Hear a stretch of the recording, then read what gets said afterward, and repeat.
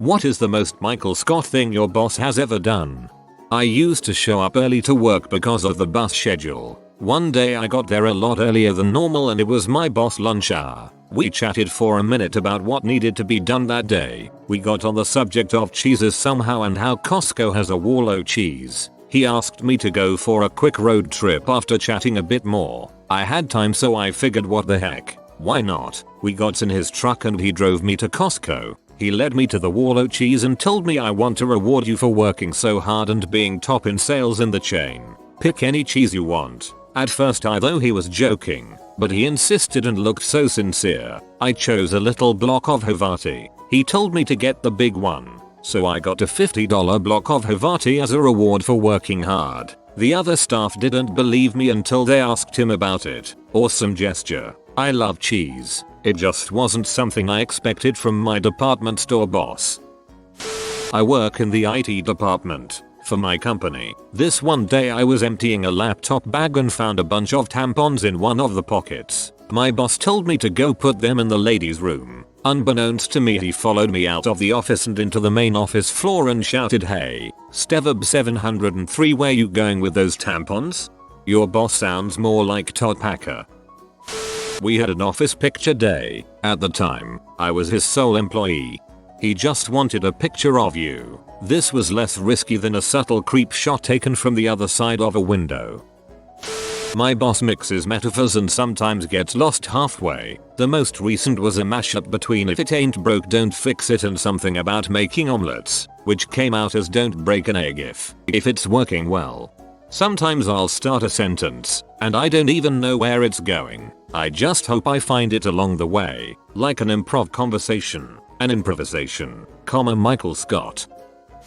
My boss actually did organize a fun run for the whole office. The course was literally just running around the building 20ish times until we eventually got to 5k. It was at 7:30 on a Saturday and only 7 people showed up. At least he didn't make it end 3.1 miles away from the office. I had this Indian boss at a sandwich shop that overheard me say "that's what's up." He asked me what it means and I just told him it meant good or great. He kept using it over and over the next 2 years I was there. I want that walk-in clean like "that what's up" or "that sandwich was not that what's up, buddy." To be fair, he had a deeper grasp on the meaning of that phrase than most, and that's truly what's up. My boss got a smartphone about 6 months ago to replace an ancient flip phone. The day after he got it, he came to me to learn how to use it, and that became my job for the next week. Complete disregard for what he had to do, what I had to do. It was just all about him learning his smartphone to the point where he was blowing off meetings and making excuses so I didn't have to attend mine. The following week, he comes to me because he discovered free online dating apps and asked if there was a setting where fat chicks couldn't message him. I was the receptionist, and she tried to start a rumor that I was in a torrid affair with the IT man. We're married. I would like some details on how that played out. Sounds like she tried to make the office into a bad soap opera. He bought a hammock and hung it inside his office. I had to take bikini pictures of my boss for her Match.com profile. My company terminated a software project we had been working on for several years. When we had our meeting to discuss why we weren't going to pursue finishing the project, my boss described the situation with an analogy. He began by saying that the project was his dream, and he also considered it like a child. He felt like he managed the project like a parent would raise children. He then described the situation as how some children have learning disabilities, and they take a little longer to grow into adults. However, this project, this special retarded baby, was growing too slowly. The only choice left was to put it out of its misery, which was a very difficult choice for him. It was a very difficult choice for him to kill his retarded baby. I really love my boss, but he does this thing sometimes where he'll go in for a high five, and when you reciprocate he grabs your hand like a hand hug or something and just makes eye contact and smiles for a few seconds. Too long. Finally he ends it with an alright and walks away. You've given us a gift today. I can now get rid of the salesmen that always come to my job. Hand hug and awkward eye contact. My boss is basically the female version of Michael Scott. She hollered at me to come into her office the other day to help her understand what was said in a voicemail reply. Of course I agreed because voicemails are hard to understand. The whole message plays and they left a website at the end. My manager says she can't figure out if they had some .com or .con. She has a tendency to hide her name tag and go watch sports out in the lobby. You just have to explain to her that .con is reserved for organized criminals. My boss acts noticeably more macho in front of ladies. He likes to bark orders at me in their presence, but not in a condescending way. I play along. He is a great guy and really looks out for me. You should enthusiastically shout yes sir and charge into whatever task he requested from you.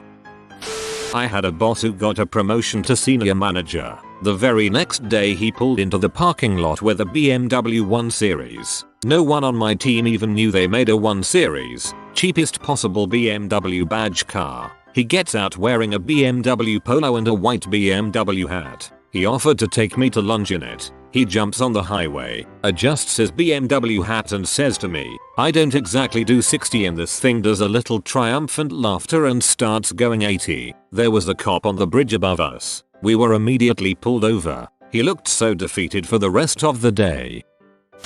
Boss would always shout out the same thing as he walked out for his lunch break. "Off to the strippers." After weeks of joking about going to the club to check, a few of us finally decided to. He was there, having lunch, adjacent breasts.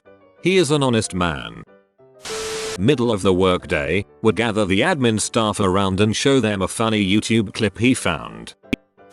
I had a boss that always messed up cliche phrases. For instance, he would say TGYF and not even on Friday. My favorite when he would give someone a little tip or pointer and then say just a little for your information for ya.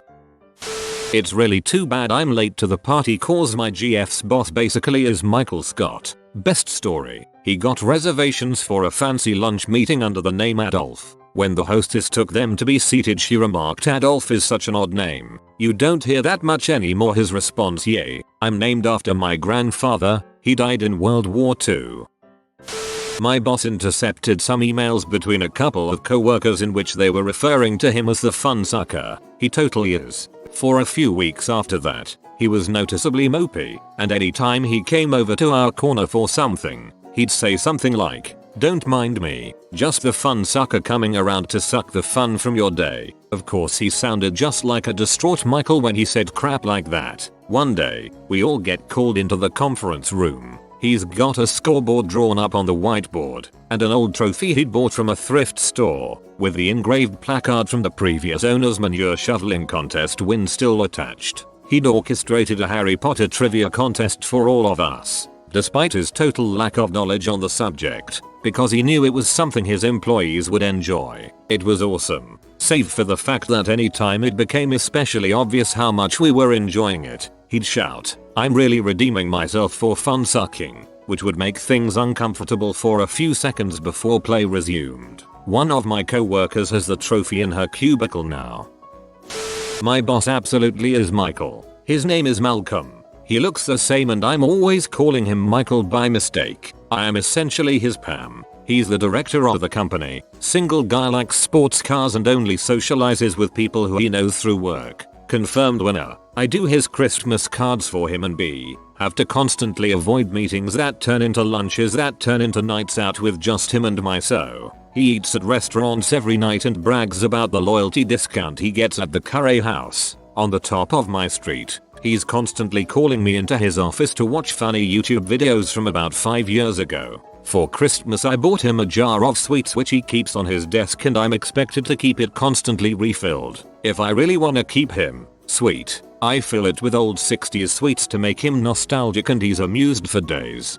He sounds like a guy I'd feel bad for and try to hang out with him. Until I actually did hang out with him. Then I'd try to escape, but in his mind I'd be his new BFF. My last boss before I punched out of corporate America nearly 20 years ago had to be the basis for Michael Scott. The most Michael Scott thing he'd do was to cop a German accent anytime he was speaking to our German clients on the phone. He didn't speak a single word of German, so he compensated by trying to sound like a German speaking English. So many times, I struggled to keep from laughing in the middle of conference calls. ETA, he had no idea he was doing it, which is why it was so funny. I used to sit next to a guy at my office who does this as well. It's extremely awkward and makes me cringe when the whole office is silent listening to him put on a voice that sounds like he's doing an impersonation of Utter the fat German kid from The Simpsons. He's being serious, like he thinks he's being courteous by attempting to speak their native language, as he sees it. Thankfully not my boss and no longer a coworker. Had a guy that would slip into a southern accent whenever he spoke to black customers. He said it made them feel more comfortable. My boss at my old job once admitted to the whole office jokingly not jokingly that he sleeps with his wife naked. We were in the middle of a conversation and he just blurted it out loud. His attitude was in between showing it off and trying to be funny, despite the awkward silence that followed his announcement. He was however a great boss.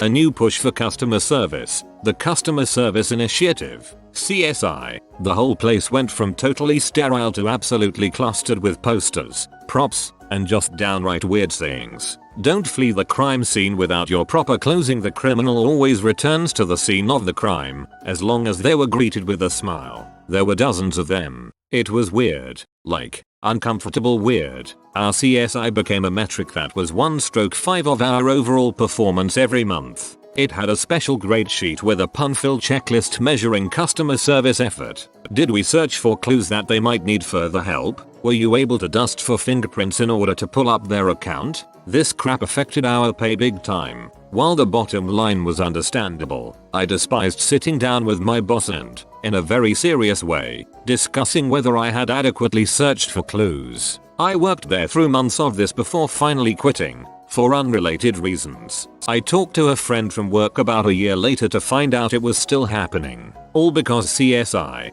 This is the kind of crap that makes Stanley go home early. He was teaching me how to enter data on the computer and said 1 is for male, 0 is for female. Then, using his pen to sketch in the air, he said I remember it because men have a 1, poked pen back and forth, and women have a comma pen goes round in a small circle where he was just poking the air. It was really weird and awkward the way he did it. Not to mention, there's no need for a system to remember that. My boss will, mid-conversation, high kick his leg up onto the nearest surface, usually our nipple height office divider, and start stretching it out. He'll then proceed to talk about how easily he could kick one of us in the head. If he's not feeling that athletic, he will repeatedly 1-inch punch the nearest wall and talk about how tough he's made his knuckles thanks to taekwondo. These things generally interject whatever was being talked about initially, regardless of the importance. Between this and his showing us pictures of animals he's shot recently, he is a weird dude. I don't think this is really Michael Scottish, but my manager once farted in front of a client and said, "Was that a spider?"